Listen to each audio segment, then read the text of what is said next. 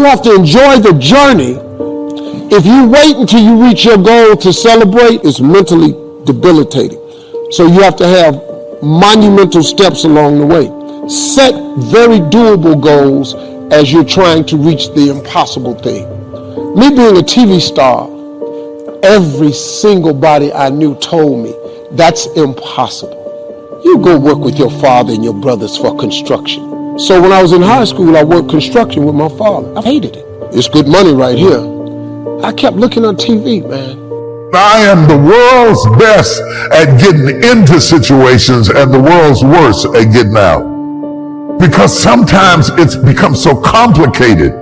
It requires humility to quiet their ego enough to achieve the ability of change. Sometimes you have to go against what you said to correct where you are at that stage. And until you become strong enough to admit, yes, I said it, but I was wrong. And sometimes your ego will make you be loyal to a mistake. It was a mistake, and you knew it was a mistake, and you decided you would just take the easy way out and live with it. Our decisions, our mistakes can create disruption, and not only for us, disruption for other people. And when you look at what it's going to take to straighten it out, you just don't do it. You become trapped in a nightmare of regret.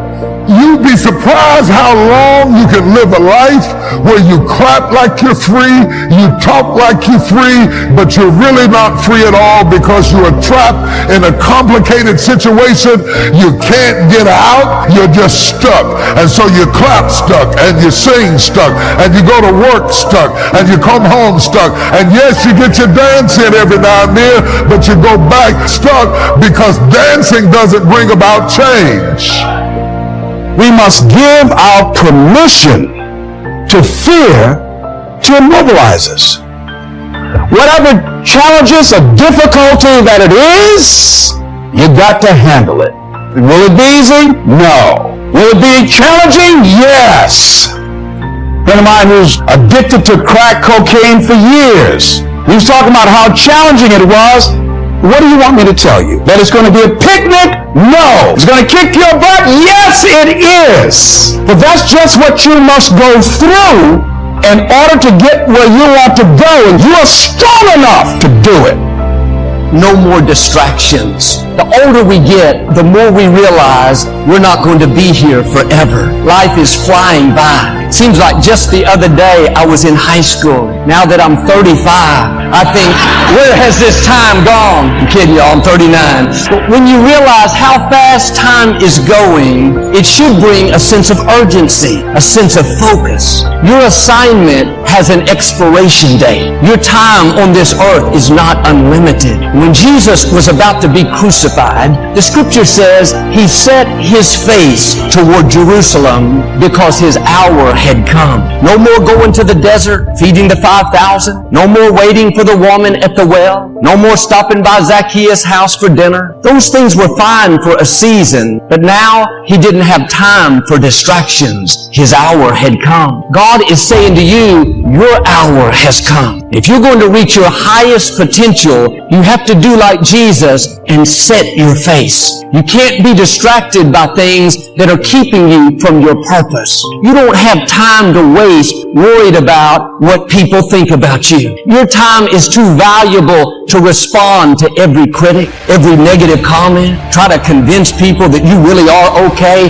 Those are distractions. Everyone is not going to like you. Everyone's not going to accept you. Quit trying to convince someone to understand you that's determined to misunderstand you. Some people don't want to be for you, and that's okay. You don't need them to fulfill your destiny. But the enemy would love for us to spend time and energy trying to win someone over that's never going to be won over. You have to set your face. The people that need to be for you will be for you. God has already lined up the right people. People that will celebrate you. People that will cheer you on. People that stick with you through thick and thin. But too often, we're trying to convince people to be our friend and convince them to spend time with us. But if someone doesn't see the gift that you are, if they don't recognize your talents, value your friendship, do yourself a favor and move on. No offense, but they are not a part of your destiny.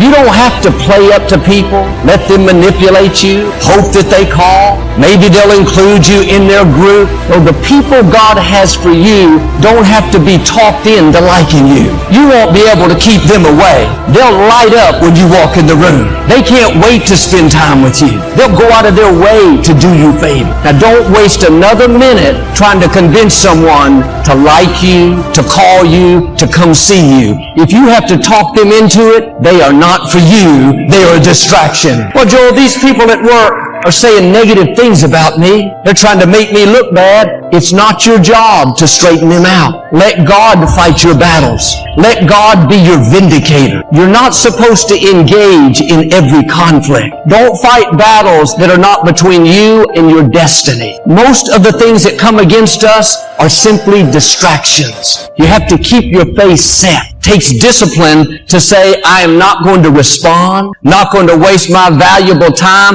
I have a destiny to fulfill. My hour has come. Proverbs says, avoiding a fight is a mark of honor. It's easy to get in conflict, upset, offended, want to pay people back. That doesn't take any discipline. Avoiding a fight, not taking the bait, not being drawn into conflict, that takes your face being set. The next time something comes against you, ask yourself, is this a battle worth fighting, or is it simply a distraction? That person that cut you off in traffic, is it worth getting upset over when you're never going to see them again? That coworker that leaves you out, doesn't give you credit, do you think they can stop your destiny? That somehow they're more powerful than what God has ordained for you? They're distractions. The only way they can hinder you is if you get baited into conflict. Best thing you could do, ignore it. Don't give it the time of day. When David heard Goliath taunting the Israelites, he asked what the reward was for killing the giant. He didn't just run out and fight him because he was saying negative things. Sure, David didn't like that, but he understood this principle. He didn't get involved in battles that weren't between him and his destiny. They told him whoever killed the giant would get the king's daughter as his wife, and their family would be exempt from taxes. With that one victory, David's whole family line would change. They would go from